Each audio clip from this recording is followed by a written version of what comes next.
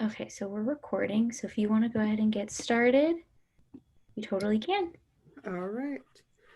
All right, let's go ahead and get started just so we can leave also enough time for any questions or concerns that you guys might have and why you joined us today. My name is Julissa Cardenas. I'm one of the admission counselors for the University of Texas at Austin. I work in the mid-cities, or I live out of the mid-cities to accommodate our schools in the mid-cities over to Fort Worth. So pretty much any Tarrant County type of community, Tarrant County area school. I try to assist them with questions and concerns. So at the end of the presentation, I'll have our contact information where you can always contact us and say, hey, I had additional questions. You can go through there, or I'll also show you or just provide some additional information on how you can find my direct contact information as well. So let's go ahead and get started so we can start our conversations.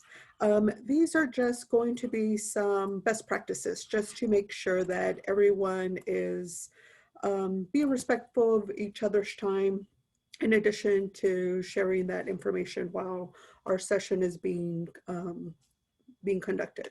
If you would like, you're more than welcome to turn off your camera. I know sometimes it's a little weird just looking into space or into the screen. So if you just need to turn off your camera, you're more than welcome to.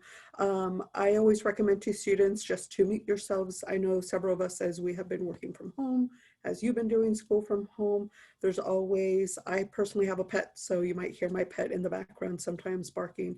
So if you feel comfortable in muting yourselves, I always encourage students to mute themselves as well.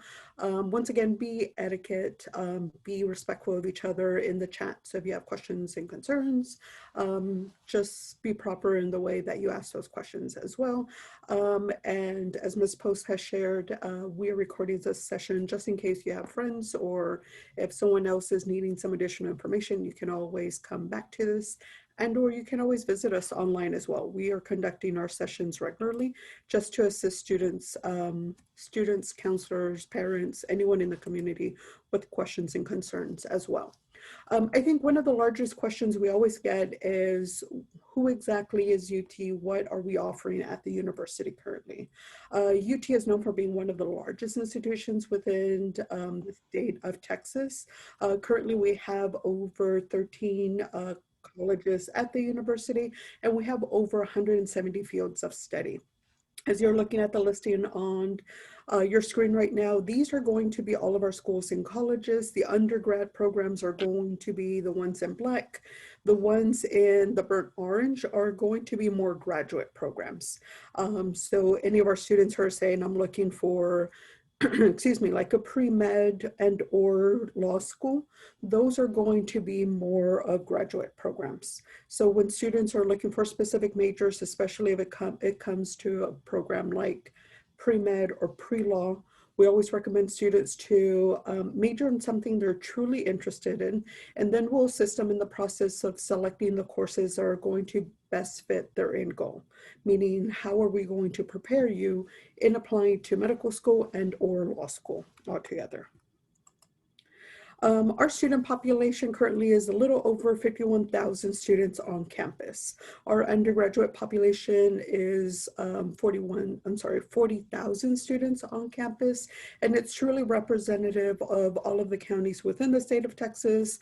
We have students that come from across the US as well, and across the globe as well. And I think that's what makes UT a little different than most institutions, that you have a diverse population in a variety of definitions. So in the way of students saying, I want to diversify my background by meeting other individuals from around the globe, you can definitely do that at UT as well. Our campus is going to be a little more accessible than most people think.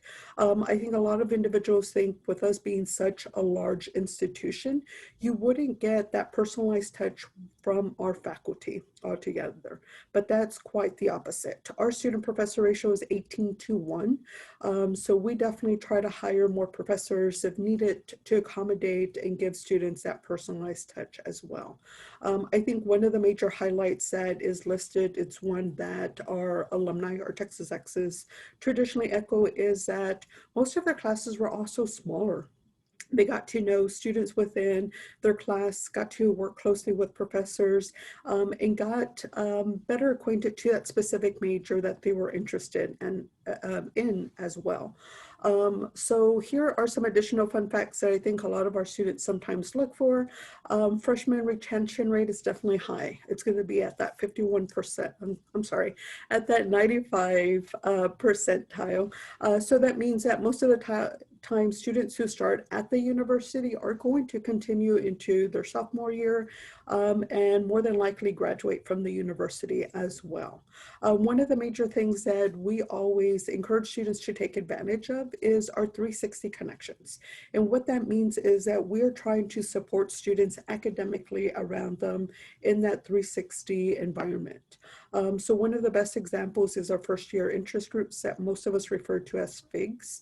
FIGS is going to be divided in a variety of curriculums or specific interest as well. So if you are a female interested in the sciences, we have that specific type of FIG where you're going to get the support needed within your industry, and just so you can start building those connections as well. Some additional information about the university, like mentioned, we are known for being one of the best institutions within the state of Texas. Currently, we are still ranked as one of the top 14 universities within the nation, and around the globe, we are ranked as the 36th best institution as well. Here are some additional rankings within our specific programs. Petroleum and accounting have held #1 for the last couple of years altogether. I know accounting has been holding it continuously for over 10 years now. We do have a strong advertising program. I think a lot of our students will ask about our business program, which is one of the top 5 programs in the nation. So it definitely is going to be more of that competitive environment within the Macomb School of Business, but the same within like a program like Cockrell School of Engineering. So some of the major things and conversations we always recommend to students is when you're applying to the university, apply to that major that you're truly interested in, just so we can make sure that we are reviewing you for that program of your interest. In addition to the academic programs, we also have honors programs. So a lot of the times we get asked if we have one specific honors program. At UT, we are going to have honors programs, meaning that a lot of our academic programs are going to have their specific honors program that you can apply to as well. So honors programs are those where you will basically apply to those programs if you're interested in it. If you're looking for that competitive edge, wanting to become a little more well-rounded, or just needing that additional encouragement to try something new, a lot of our students like our honors programs where you are going to have that smaller class size. For a lot of our students, I always give the example that it's more of a professional track as well. So it's treated more of a graduate track versus an undergraduate program. And what I mean by that is that when you start a graduate program, most of the time you have to come prepared for the discussions. So it's going to do the preparation prior to class so you can truly talk to peers, talk to your professor, contribute to those discussions. And that's what our honors programs like to do as well. We are definitely known for research. So if you're an individual who is currently doing research or is thinking about research, you can definitely do it as a freshman student. So I always encourage students to think about one of these possibilities. If you are an individual who's interested in research, we do research in all fields. And I think that is what's surprising to most of our students, that most individuals think that research is done within those STEM programs. And with UT, it's quite the opposite. We do it in a very broad spectrum where students who are interested in research can do it in any academic background. So if you are a student interested in, let's say, the social sciences, we actually are doing research within psychology or sociology. Education is also known for the different types of research that they are doing. We also have notable researchers within our labs. One of the best examples that I always use is that within the Cockrell School of Engineering, we have professors like Dr. Goodenough, who is the gentleman who established or assisted in the exploration of the rechargeable battery. So we still have researchers like himself doing research, looking for individuals to assist them on research projects. Students are not required to live on campus. It is an option that students will have. So we always encourage students, if you are an individual who is definitely trying to immerse themselves within the university, think about living on campus. Like I said, it's not a requirement. I traditionally highly recommend it just so you can become acquainted to your new environment. So you can get involved in campus. It becomes a little easier getting to classes as well, as you won't have to commute to your specific classes. And that definitely saves some time and some additional money as well. For those individuals who were thinking about applying for honors, we do have honors housing for those individuals who become a student within our honors programs. In addition, that we have learning communities as well. So if you're a student interested in those living and learning communities, we definitely offer them at the university. Students are going to be offered a variety of services. When students come to campus, we want to make sure that you have everything that you need to have to be successful. So that's one of the additional incentives of why I recommend students to live on campus. We have campus resources for students who are looking to get engaged for or find other individuals like themselves. Like I mentioned, our campus is definitely a larger campus. Sometimes students coming from particular communities might be the only individual. So they are just trying to find their additional flock, their additional group. So we always encourage students to take advantage of some of the centers that we offer. So the Multicultural Engagement Center is probably one of the most popular ones, where students might want to find other individuals from backgrounds similar to themselves. That's always a fun environment to be in. I know the times that we've been on campus and we peek in, it's always a fun area just to go in, chat with other individuals, get to know one another. So that definitely is one of the places I think most of us have peeked in or have taken advantage of, and we definitely enjoy. Our Sanger Learning Center is going to be for those individuals who are still trying to explore their specific major or are wishing to find a different major of their specific interests. Our Sanger Learning Center is going to offer some additional services for those students as well. In addition to, one of the major things we always remind students is that when it comes to career services, the university doesn't just have one career services. Our career services are divided by your specific academic program. So depending on your specific major, you're also going to have some additional career services being offered by your academic program. So depending on your specifics for college, you're going to have somebody within that area that will assist you in those career explorations as well. One of the major things that we also want students to not be afraid of reaching out if needed is any type of health or mental health service. So at the university, we do have our counseling and mental health center, and that is one center that we always tell students to take advantage of. If you feel that you're needing those services, we are going to offer them for you as well. I know when I was an undergrad student, I actually worked at a counseling center, and I just wish that more students would take advantage of it. It is definitely a confidential environment, so no one can call and say, hey, is so-and-so attending services there? It is truly done to protect a student, find you the services needed as well. So just make that mental note. If you ever need any type of services on any campus, there are going to be those resources to you as well. Additional initiatives for any students that are needing assist or needing some additional connections within their community. We do have like our Human Sweat Center, where a lot of our Black and African American students might come together and get involved with services that or additional groups. to assist them altogether.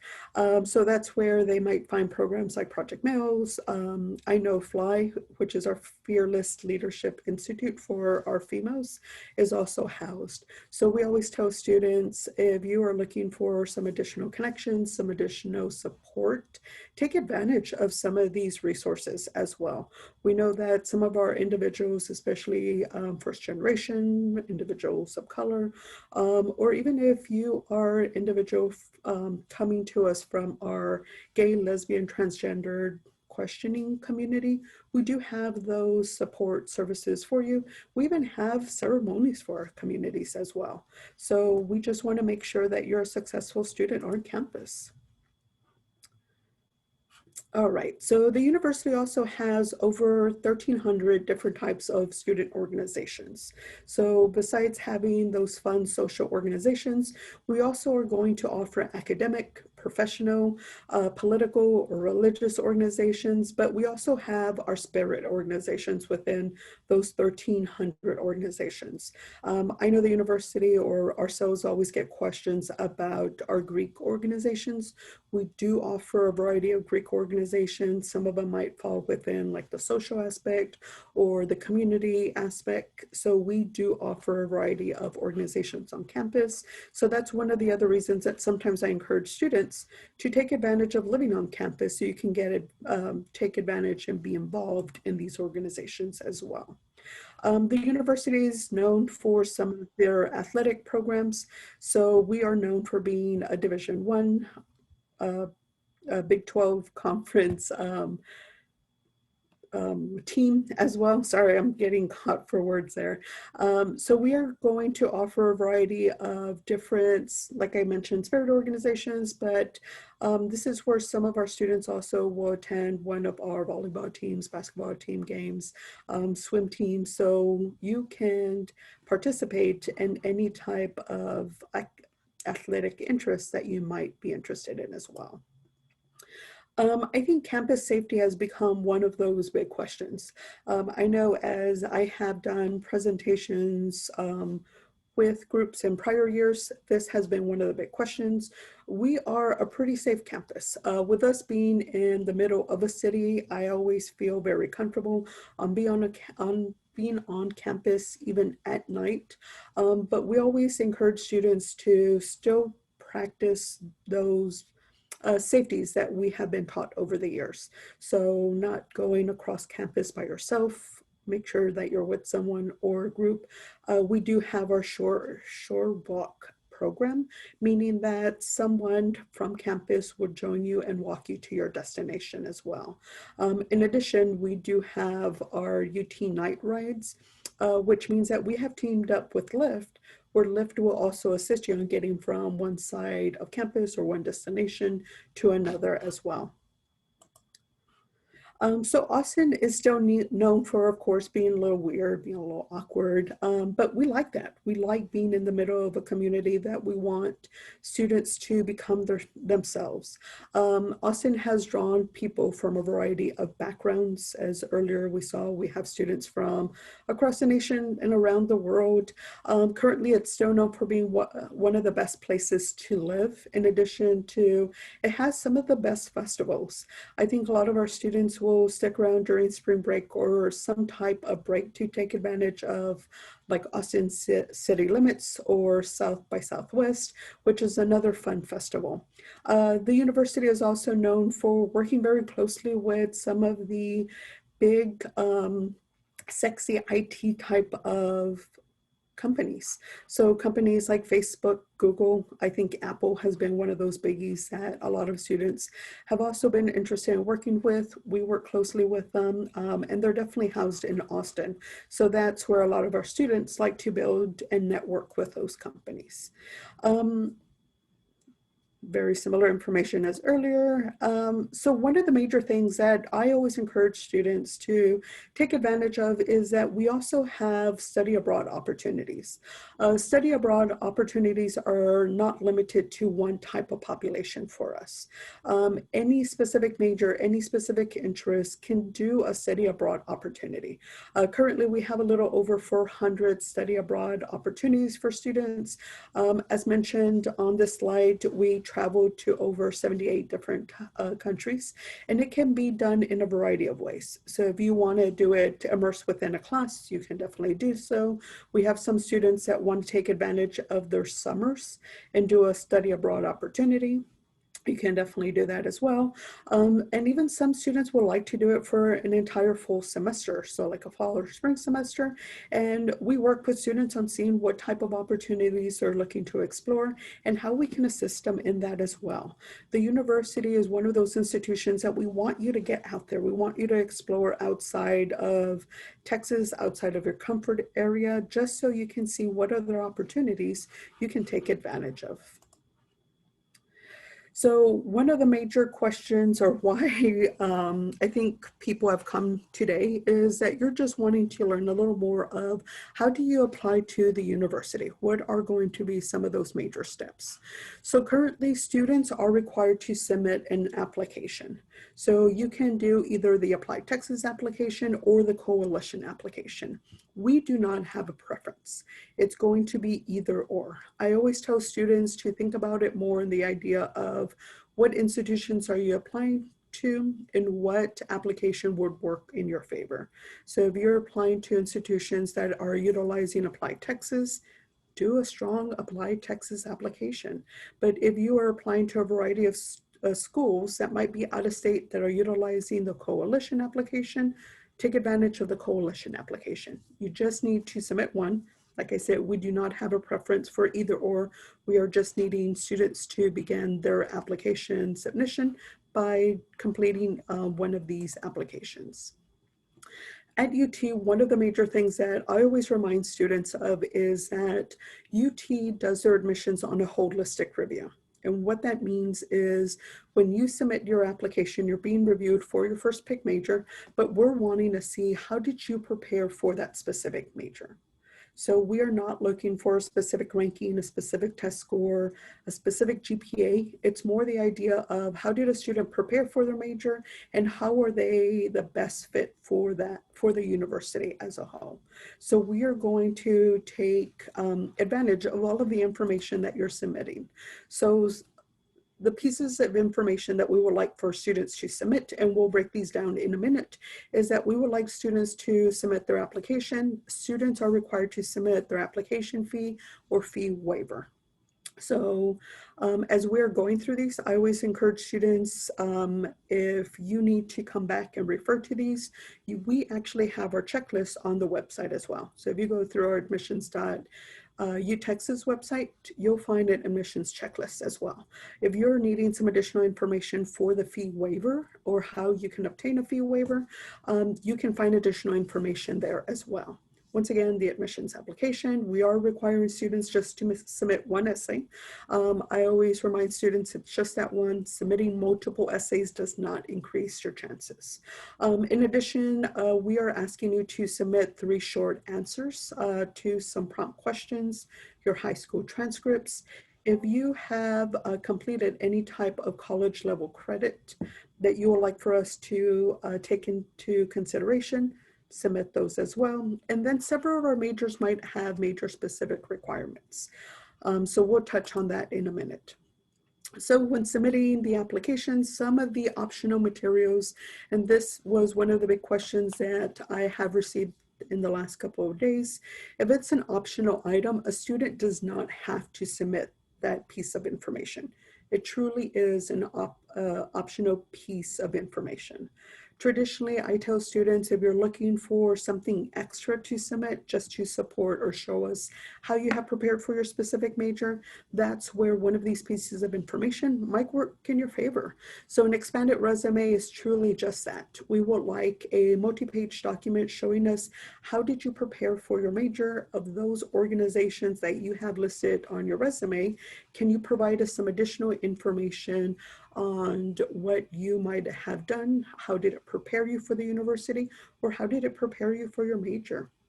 Letters of recommendation are truly not required.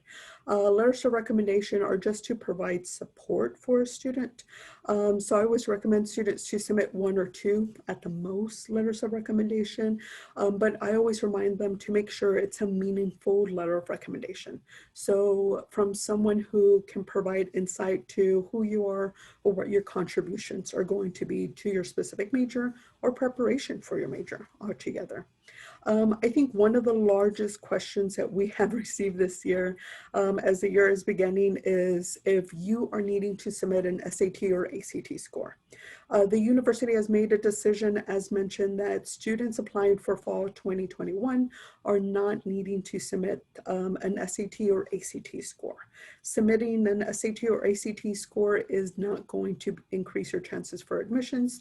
It's just going to be utilized within that holistic review if needed. Most of the time, like mentioned, I don't think there's a specific major that is looking for a specific SAT, ACT, or GPA.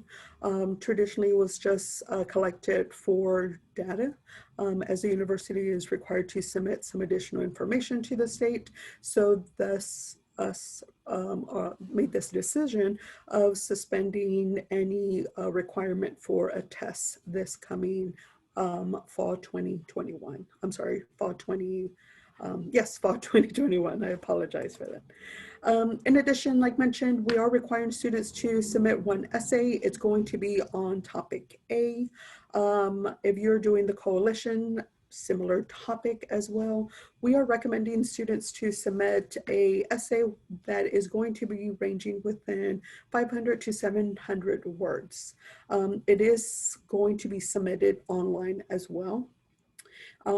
I know one of the most popular questions I get from this is if I go slightly over, is my essay not going to be utilized? It is. However, we want students to try to keep their messaging within no more 700 words. So I always tell students, try to sit down, edit, or sit with someone who can assist you in that editorial process as well.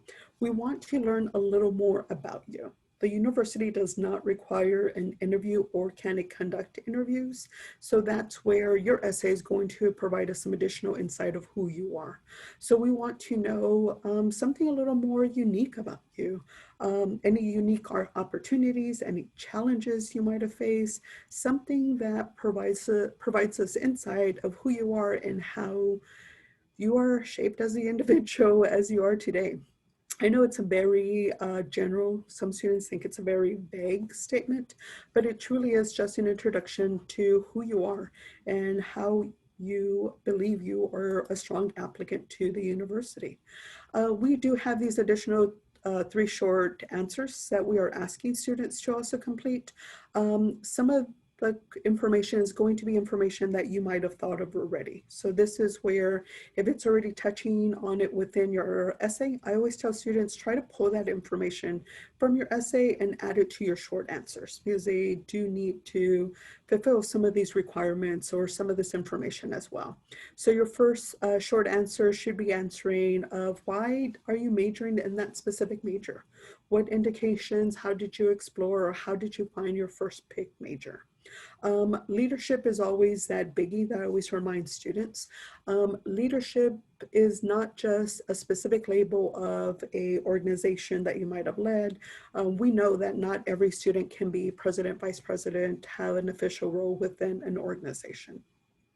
But we see leadership of what type of demonstration or leadership role did you take within, let's say, your community or your household? So if you were needing to step up to some type of family responsibility, we want you to make mention. We want to see what type of leadership roles you are taking on, even if it's not something that it was required from you. So this is where I always tell students, I know sometimes it's hard, it's a little more challenging on tooting your own horn, but this is what we are looking for. We want you to provide us some additional insight about yourself as well. On your third short answer, we want to know some additional talents that you might have, some additional experiences. So if you're a student interested in applying for nursing, nursing truly wants to find a student that is interested in helping others. So they are going to have a separate essay, but if you want to introduce on how you began that exploration here, you're more than welcome to as well. In addition, that we have an optional short answer question as well. So some students would like to share some additional information on the impact your high school had or your academic performance had within you growing to the person that you are today. So you can definitely take advantage of that optional short answer. So as mentioned, some majors are going to require you to submit some additional information. I know I alluded to nursing. Nursing would like to hear a little more from students on how did you prepare for your specific major. Other majors like performing arts, you are required to submit some additional documentation, auditions as well. So just have a heads up about that. If you go through our admissions.u Texas page, it's going to have it broken down by specific major, and that's definitely where it becomes helpful altogether. So when we are going through the admissions process, one of the major things I always remind students once again is that we are going to have a variety of pathways of being admitted to the university. So us being a state institution, we are obligated to admit a certain percentage automatically. Currently, any student graduating within top 6% are automatically admitted to the university. However, I always remind students this means that you're just admitted to UT, but you are not guaranteed your major.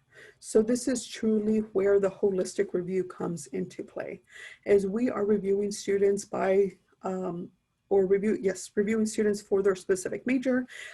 It is truly going to be the idea of how did a student prepare for that specific major. It is never a question of was the student automatically admitted or meeting a test score or having a specific GPA. It's more on the preparation, their contributions to that specific major. So students can be admitted to the university automatically. However, as some students have learned by friends or relatives, if we are not able to admit you to your specific major, some students will have to select an alternate major. So that's where major selection will come into play. Some students will research and see what alternate plans they had. So is there a different pathway that they were thinking of that they can utilize and choose a different major? We also have our coordinated admissions program, which is best known as CAP. CAP is that program where you will attend one of the other UT system schools, complete your first 2 academic years with them, and then be welcomed back to campus. And then one of the last alternate paths that we do offer to our student population is going to be PACE, which is the path to admissions by co-enrollment. This is the program where students will attend the Austin Community College area school, attend there also the first 2 academic years, and be welcomed back to campus on that after that time period. I always remind students that for CAP and PACE, there is no way to self-select yourself for these. This is going to be a type of admissions that is offered to you. So after you submit all of your information, it goes through the review committee more than a couple of times just to make sure that we're giving you the best option of admissions, and it will be presented to you as your admissions offer. This is just a quick snapshot of the timeline for this academic year. So our admissions application opened August 1st. So students will have from August 1st all the way to December 1st to submit their application. So I always encourage students to take advantage of the time to submit a strong application. It does not make a difference if you submit it as close as possible to that August 1st time period. It does not increase your chances for admissions. We are truly looking for a strong application, so we tell students to take advantage of that time. October 1st is always a big date for a lot of our student population. October 1st is when FAFSA opens, our free application for federal student aid. So we always tell students to start preparing for that as well. Mark it on your calendars, start gathering information. If you go through the government website, it'll give you a listing of materials that you will need to have on hand so you can begin that process as well. I always recommend students to also make sure that your Go Center will have some type of event. As I know in the past, a lot of my Arlington area schools will have some type of FAFSA assistance as well. So if you have additional questions or concerns, make sure you reach out to them. I know Ms. Post will be more than happy to assist you or provide you some additional information with that. November 1st is our priority application deadline. What that means is if students are interested in submitting their information a little earlier because you're meeting multiple deadlines from other institutions, our priority deadline is going to be November 1st. What that means is that students will hear back some notification by February 1st. So you'll hear more or less a month earlier than meeting that December 1st. For some students, that's definitely something that they're looking for, wanting to take advantage of. Others say, you know what, I'm gonna need more time to prepare my application, and they'll take advantage of the December 1st. And that's perfectly fine as well. December 1st is going to be our regular application deadline. So students wishing to be considered for admissions for fall 2021 will need to have all of their information submitted or their application submitted by December 1st.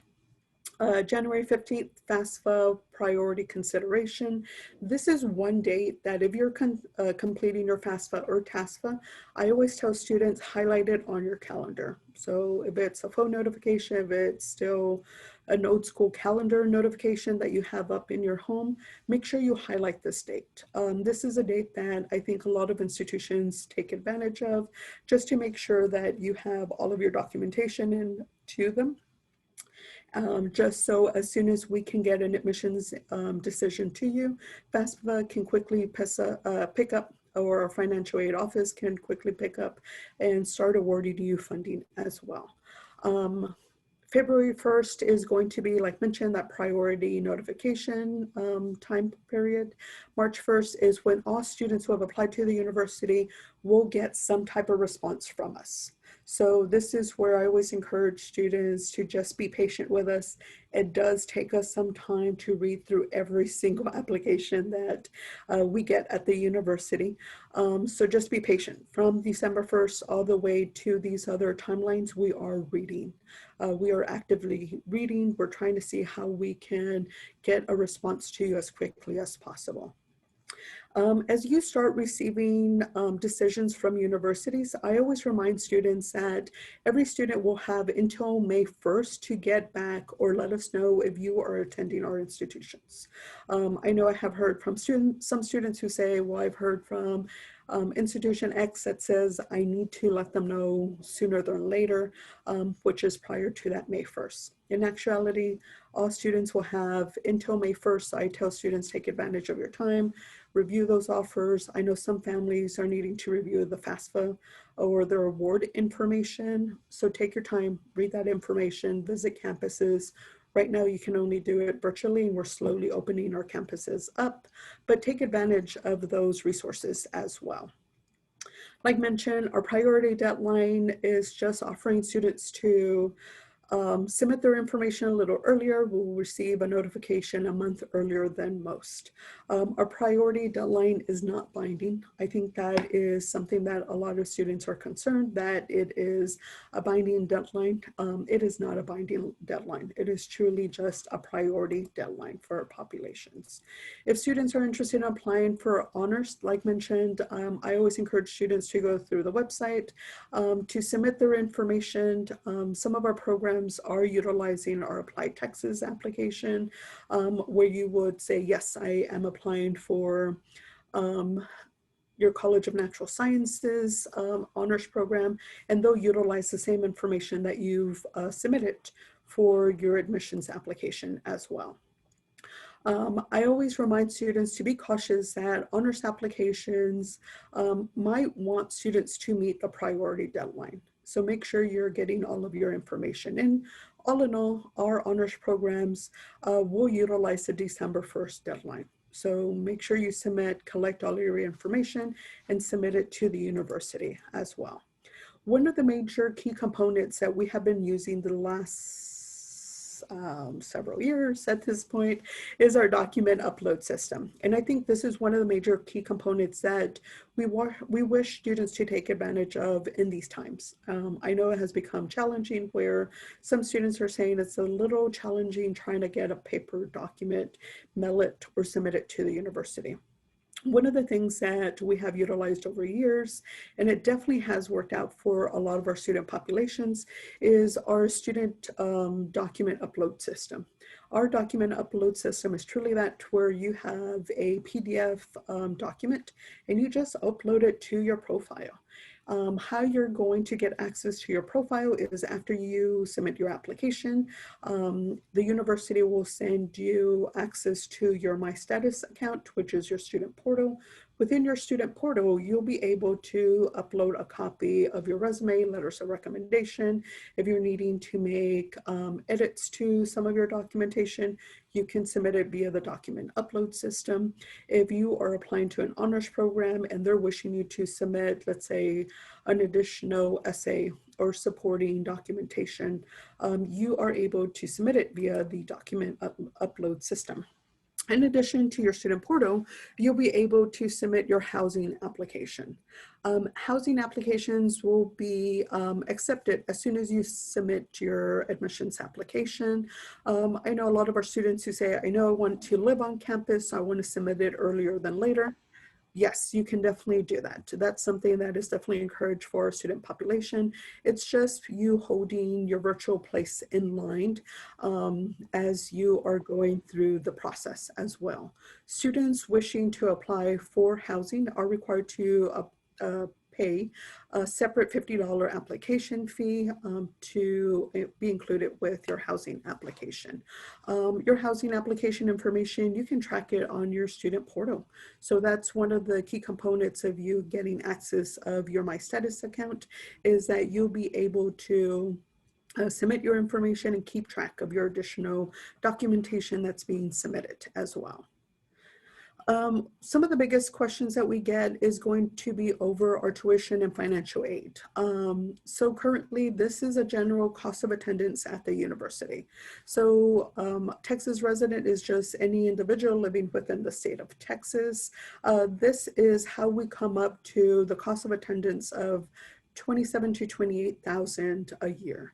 So this is just giving you an overall snapshot of how much it's going to be if you decide to attend the university.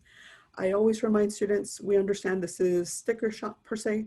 However, this is before any type of financial aid, be it grant money, scholarship money, any additional government assistance is applied to it. So this is just the overall amount of how much it would cost to attend the university.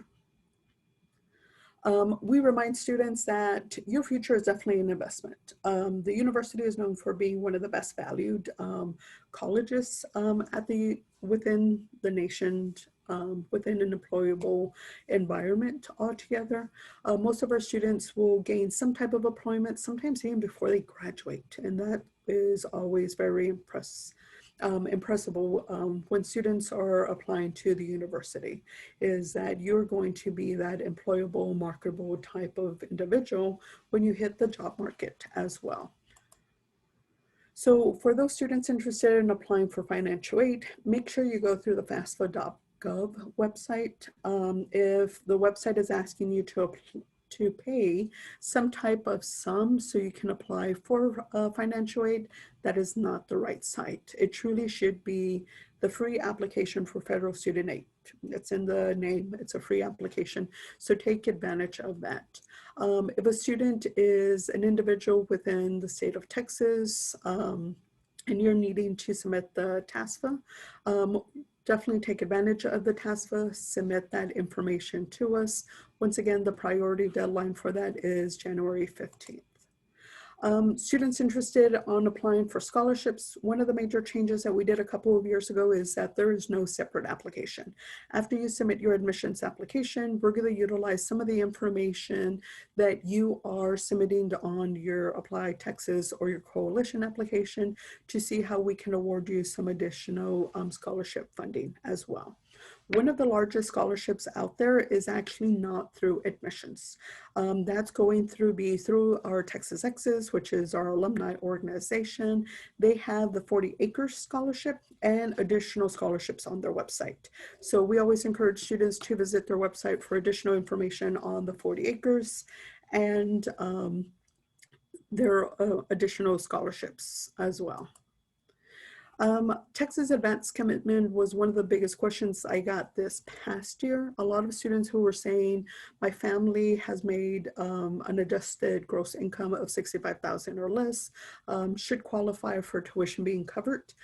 How do I apply for that? Once again, there is not a separate application.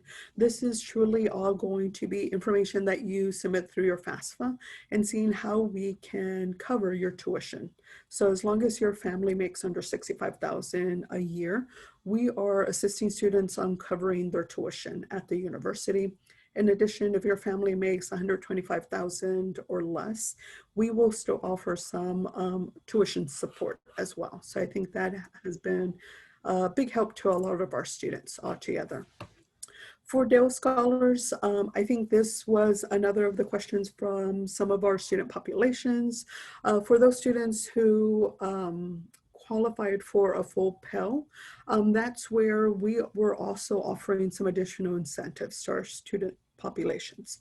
Once again, this one does not have a separate application. It's just us assisting students with some additional financial aid coaching. We assist you with, if you're needing a laptop, you were provided a stipend for that as well. You'll get some peer advisement, career advisement, and internship advisement. So you'll get some additional support and resources as well. If you have additional questions, I know their website has been going through some updates, so they should have some additional information out there as well. All right, and one of the biggest and final questions that we always get is, why do students come to UT? And it's a variety of reasons. It might be for academic programs or just those connections that you will build while you're at UT. UT is definitely known for that network ability, as we have over 482,000 alumni through the world. So we are definitely talking on a global standing. I always talk about and chat about the way that if we are traveling by any means, I know I've traveled internationally with my backpack that might have a UT logo on it. You will hear from a fellow alum and or someone who knows the university by just hearing a hook 'em or someone throwing the horns up as well. So we definitely are recognized in a variety of ways. We are recognized for our academic programs, our accessibility, our connections through a global standing. So we always want students to take advantage of some of the resources that the university has as well. All right, so as we are wrapping up, I know a lot of our students sometimes are still, I think Ms. Poster and I were talking about this, as this academic year is a little different than most. We understand that as well. So if you are still needing to join the mailing list, feel free on scanning the QR code. It's going to take you to you just submitting some general information from you attending this presentation. When you scan it, it'll take you directly. It's just going to be some brief questions, name, email, phone number, just so we can get you on a mailing list, letting you know of other upcoming events.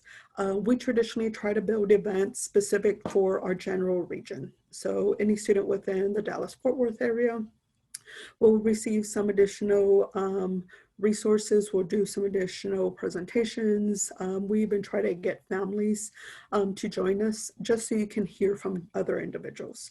So if you're wishing to join the mailing list, make sure you scan and join us via that way as well. And I'll come back to the screen when we start opening up for questions. If you are needing to get a hold of us, do not hesitate on reaching out to us. Our Dallas Admissions Center is still working. We are working remotely. We'll slowly start making our transition back to the office, but someone is always there to answer any questions or concerns. These numbers have been forwarded to individuals so we can make sure that you're getting your questions answered. So you're more than welcome to email us at dac@admissions.utexas.edu. There's a phone number out there as well. I know some of our parents like to take advantage of just giving us a call.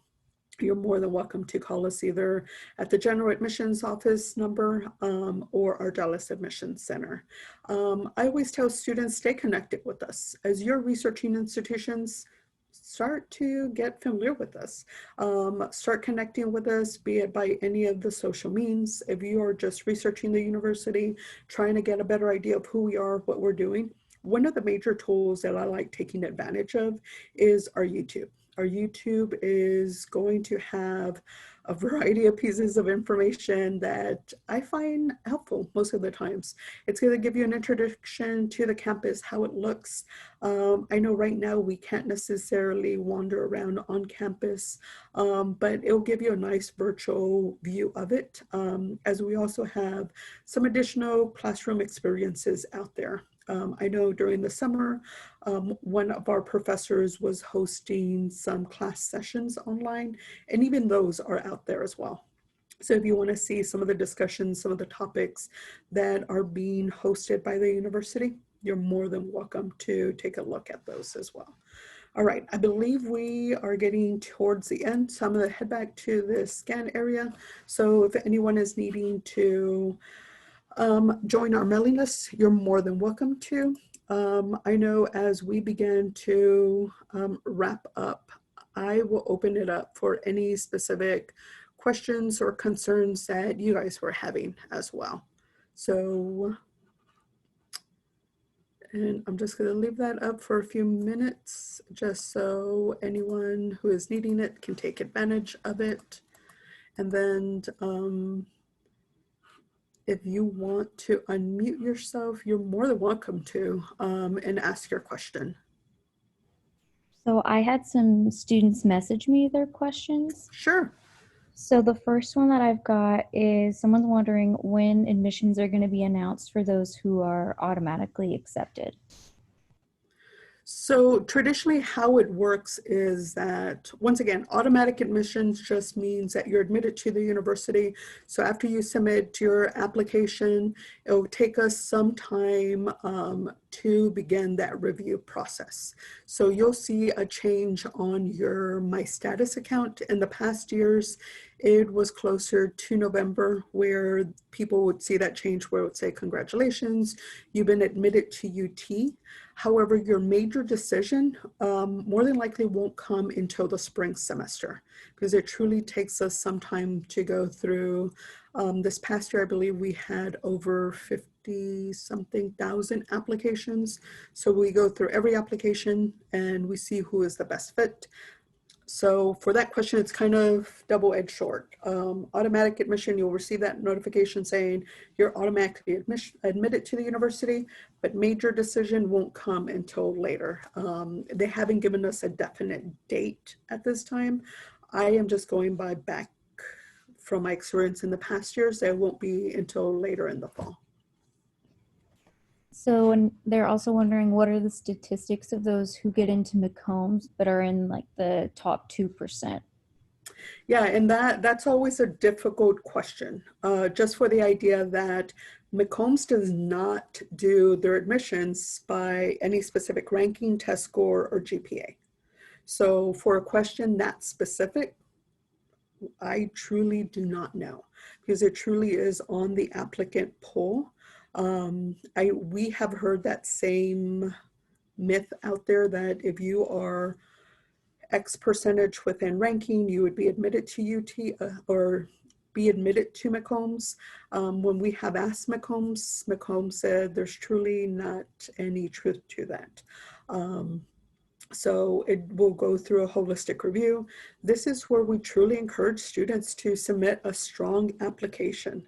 Because McCombs has reminded us it is truly more on the idea of how did a student prepare for their specific major? What are their contributions to that major?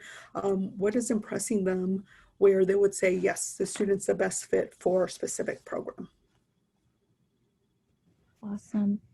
So we got another question, and they're asking if y'all will account for their first semester grades and class rank First semester, of their senior year. technically no. And the reason I say that is that when a student applies to the university, you are submitting a 6 semester transcript. So we are only seeing anything up until, let's say, that December 1st time frame. So any work that is being done, let's say the spring semester of your senior year, we are not able to include that in the application as your application is in that review process. So the short answer to that is no. Okay. Hold on. I have a bunch of questions that are just coming in right now. So, so if they are in the top, let's say 8 or 9% right now, and they become the top 6% Mhm. after their first semester, they still won't be automatic. Like, just trying to clarify. So the way the law is written out is that automatic admissions is offered to students based on their 6 semester transcript. So when a student says, I might not become top 6 until spring 2021, what is going to happen, and this is where it's truly based on the idea that it would have to go through an additional review, is that a student would need to submit an appeal with showing that information. And then at that time, the university will make a decision if they are going to honor that automatic admission, or if it is truly going to just be based on the 6 semester transcript as the law is written.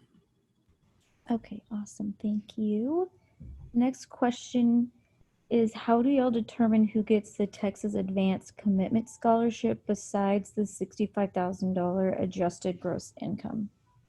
It truly is that.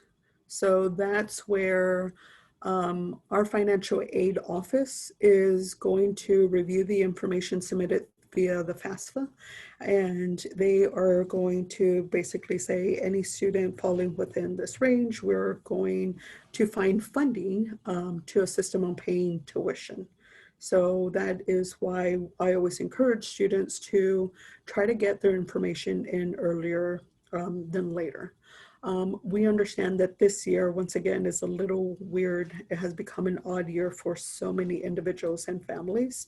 So if your family is that family being affected by loss of job, or someone has fallen ill, or something has happened within your household income or household and it has affected the income, that's where our Office of Financial Aid is going to have additional information where you and your family can actually share that information, and our Office of Financial Aid will make adjustments so a family can take advantage of that Texas Advance. But it truly is based on FAFSA. And that's why I remind students, if any student family has been affected by anything within what a family submitted over the years or over the year, just reach out to our Office of Financial Aid, or it's also referred to Texas One Stop, and they will provide some additional information on how you can submit that documentation as well. Awesome. So we have another student asking, do you have to wait until you're admitted to UT to apply for scholarships that are offered from y'all? Or can you apply as you're applying for UT? So it's going to be, so once again, when you're applying for scholarships, it is not a separate application. So that is why we encourage students to submit a strong, complete admissions application. So for example, if a student's utilizing Apply Texas, you're going to complete every piece of information that they are requesting and requiring on Apply Texas. So even those pieces of information saying, have you been part of a organization and the timeline. So any specific piece of information you can, I always tell students, add that information there. Because all of this information that's being collected on the application is going to be utilized for scholarship purposes as well. So that one application is doing multiple roles. So with that question about submitting a separate application, there is no separate application. It truly is the admission slash scholarship application. The one separate application for scholarships is going to be that alumni scholarship, which is our Texas X's. Our Texas X's on the website, on their website, the last I checked, reminds students that you need to have a complete admissions application in before you begin their admission or their scholarship application. So that's one of the major differences. But once again, admissions and the alumni are two separate pieces of information. They're not one and the same. So for their scholarship, you truly do have to go through their website. Okay, awesome. Got another question. I think we have like 3 more questions and then we can wrap up. One student's wondering what can make someone ineligible for admission to their major. I would need more information. I'm not sure what they mean by that, because it truly is on the idea that we are reviewing students to see how did they prepare for their specific major. So when they say what makes them ineligible, was it that they have a concern for low academic grades, which we have seen. So depending on the major, if you're applying to a program like engineering and engineering is saying we want somebody who is academically strong within their STEM programs, and we look at the transcript and there's F's and D's within the STEM programs, that's where it might not be the best fit. So we truly try to make an admissions decision that's in the favor for the student. We do not want to set up a student for failure, knowing the rigor of the programs as well. So that's why we utilize high school transcripts, just to see how did a student perform. What type of courses did they take? Did they take competitive courses for the major of their interest? So yeah, that's kind of a complicated question, because it's going to be more on the idea of what concerns does a student have, because we don't discard or just say someone is not applicable for one specific thing. We look at all factors and say, are we doing the best? Are we making the best decision in the interest of the student altogether? Thank you very much. And this is our last question for the session. They're asking for what is the acceptance rate for those who are not in the top 6%? So traditionally how it is broken down. So automatic admissions, the university has to admit 75% of their incoming class automatically. So 25% is going to be outside of students who do not fall within that percentage, and everyone else who might fall in alternate criteria as well. That specific number, I have not heard of this year's, what it might have been, but most of the time encourage students to put their best foot forward for their specific major. I think all majors that we have talked to, they have said they're not looking for a specific score range, GPA range. They're truly looking at the individual. So they're wanting that strong competitive student and wanting to learn why is that student interested in that major. So it truly is not going to be by ranking. It's more on your contributions to the university. Okay, awesome. I'm going to stop recording now.